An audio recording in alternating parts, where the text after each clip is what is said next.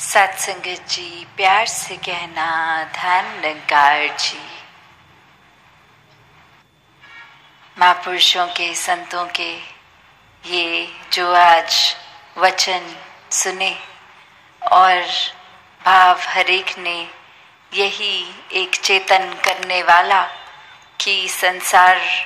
में आना मुबारक है, पर इस जीवन को भी मुबारक बना लो। ये जीवन तो ये श्वासों ने तो अपने समय से खत्म हो जाना है और ये जीते जी लाभ एक उठा लिया जाए। इस प्रभु, इस परमात्मा, इस निराकार, इस ईश्वर को जीवन में हर समय के लिए बसा लिया जाए। एक इंसान जैसे ही संसार में आता है तो एक जो भी व्यवस्था है घर परिवार में, कामकाज में, जैसे भी आगे जीवन चलता है वो सब करते हुए इस परमात्मा को प्राथमिकता जो बना लेते हैं वो सहज में ही उनके सारे काम फिर एक निश्चिंत रूप में, एक सहज भाव में होते ही जाते हैं। क्योंकि हर पल ये पता है कि हमारे मुताबिक कुछ अच्छा है या बुरा है, ये परमात्मा का किया है तो बेहतर ही है हमारे लिए। तो ऐसे ही भाव कि जो इंसान के रूप में जन्म तो ले लेता है, पर ये जिन पे परमात्मा का रंग है वो तो वाकई ही इंसान बन के ही रहते हैं। पर संसारिक दुनिया, माया इत्यादि ये जो भी नाम से बुलाएं, ये जो रंग हो जाता है, ये होता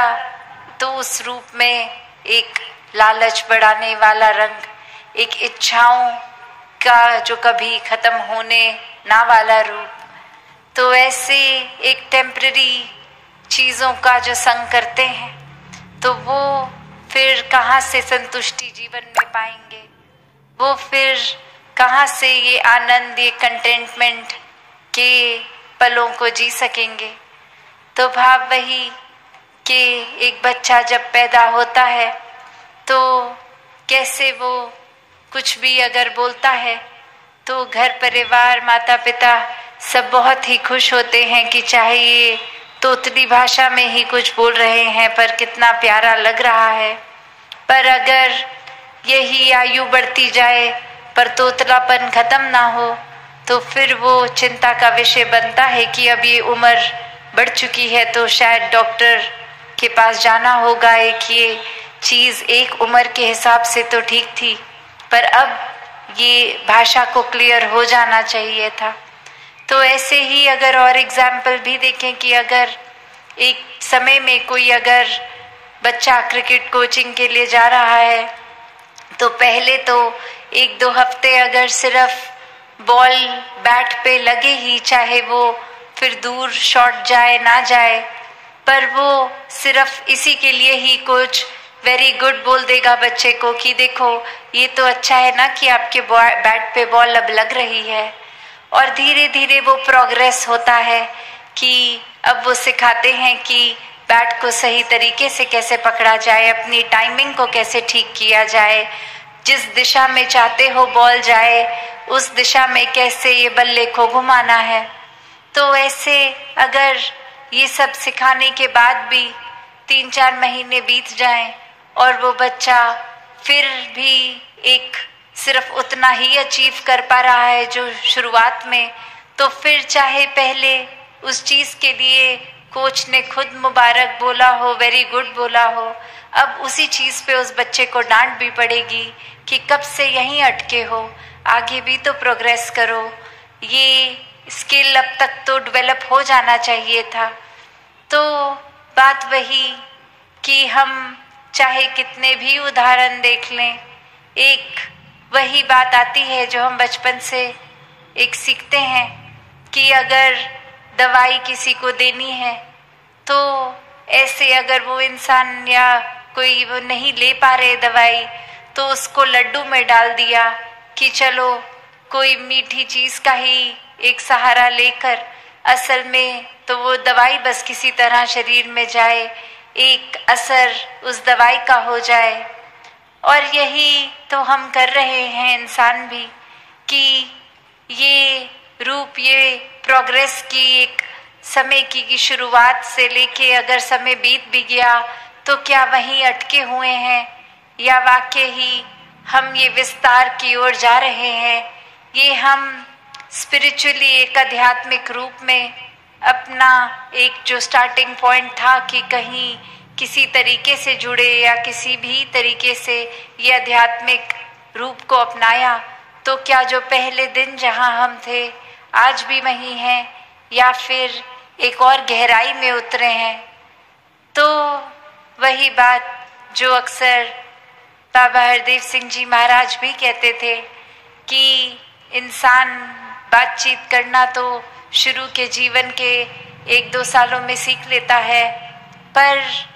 किस बात को कहाँ करनी है, किस लिहाज में करनी है, मन में भाव क्या होने चाहिए, एक वाणी को मधुर रखते हुए जीवन को बिताना चाहिए, ये सीखने में तो काफ़ी अरसा लग जाता है और अक्सर बुजुर्ग अवस्था भी आ जाती है, तो भी ये एक कड़वापन वाणी का, एक दूषित बोल ये नहीं जाते। तो बात वही है कि अक्सर एक वो भाव तो आ जाता है कि कोई ना कोई वजह से ये संसार से अगर मन हम हटा के परमात्मा की ओर लगा भी लेते हैं, पर अब इतना समय सेवा सुमिरन सत्संग करते हुए भी हो गया तो भी अवस्था वहीं की वहीं। तो ये इसके लिए अपने अंदर ही झांकना होगा कि ये प्रोग्रेस हम क्यों नहीं कर पा रहे, ये गहराई में क्यों नहीं उतर पा रहे, ये और एक्सपेंशन, ये विस्तार की बात जो है ये फिर एक चेतन अवस्था में रहकर ही होगी। ये तो अपने स्वभाव के सुधार में एक कॉन्शियस एफर्ट, एक पूरी इस विवेक से एक चेतन होकर जीना होगा, वरना तो ये आयु भी बढ़ती रहेगी, ये श्वासें भी घटती जाएंगी, ये उम्र भी बढ़ जाएगी, पर भाव एक वही रह जाएगा हमारा कि ये शुरुआती दौर का ही है। हम एक पूरा समुंदर होने के बावजूद एक कतरा भी नहीं रह पाए। तो जो हम एक असली रूप, हमारा मूल ये निराकार, ये परमात्मा है, जहाँ हर एक इंसान के अंदर वो दैवीय रूह, एक रूहानी बात है कि हर एक में आत्मा इस परमात्मा का ही अंश। तो स्वयं जो परमात्मा रूप हो सकते हैं, वो कितने छोटे दायरों में हम इंसान अभी भी बटे हुए हैं।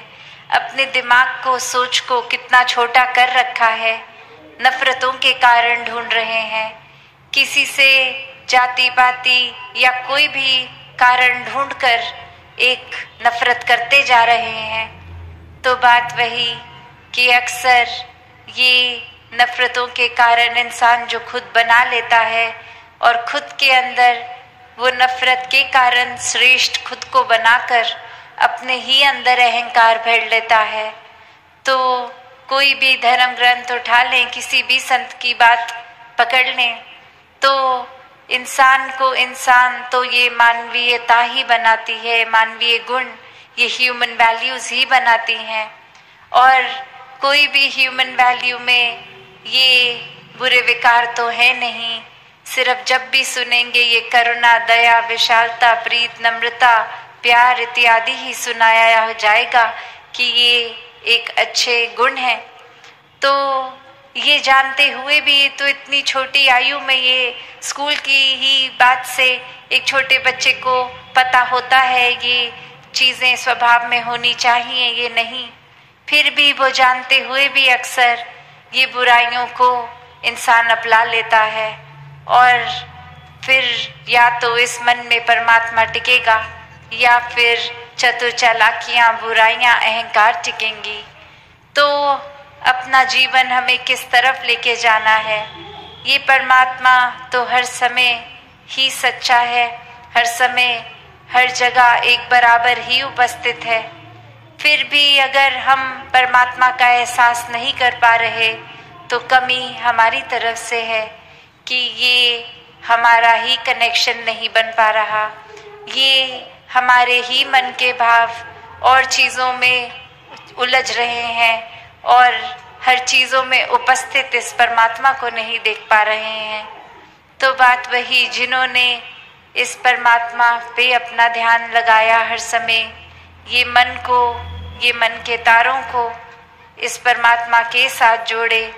वो तो आनंद में ही 24 घंटे रहते हैं। उनका जीवन भी चाहे फिर संसारिक रूप में उतार चढ़ावों से गुजरता जरूर है, पर वो कोई अवस्था को मन पे नहीं लेते। उसकी वजह से, कोई सिचुएशन की वजह से अपने एक मन के संतुलन को नहीं खोते हैं। ये बैलेंस बना रहता है। ये स्थिर मन सहज जीवन इस तरह जीते हैं। तो जहाँ भक्ति में सबसे पहले ये प्रेमा भक्ति की ही बात होती है कि यही एक ज्ञानी संत हो के, ब्रह्म ज्ञान से युक्त हो के, फिर परमात्मा से प्यार करके भक्ति भरा जीवन जो बिताते हैं, वही जीवन एक श्रेष्ठ जीवन है, मुबारक जीवन है। और हर किसी के हिस्से ये जीवन आ सकता है। हर कोई मोक्ष, मुक्ति, सैल्वेशन का हकदार बन सकता है। तो जीते जी ही इस परमात्मा